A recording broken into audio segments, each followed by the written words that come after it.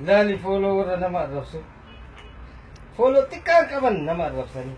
Namni isaan arrabsanillee ammoo Oromoo bar. Kiyya ammoo gad deemayyoo deemuu miti. Awa akkam godha har'a.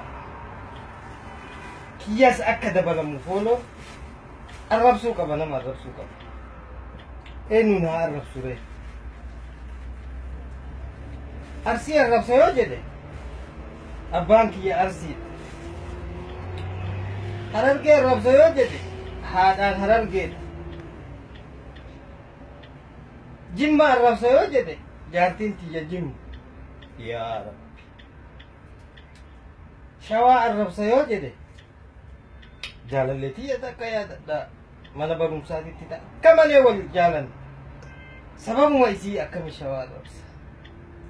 Wallagga arrabsa yoo jedhe soddaadha obboleessa kiyyatu warraan soddoome irraa fuudhe jechuudha.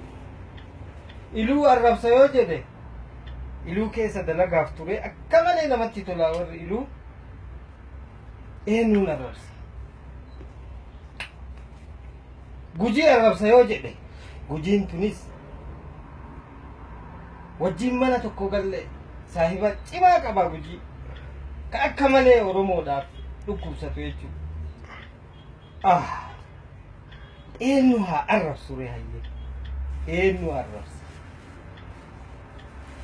Eenyu arrabsa. Yaada Tigree ma arrabsa. In arrabsu Oromoo Tigree ma arrabsa. Like naa godha share naa godha follow kiyyas akka dabalan. Ammallee baay'ee maqaba.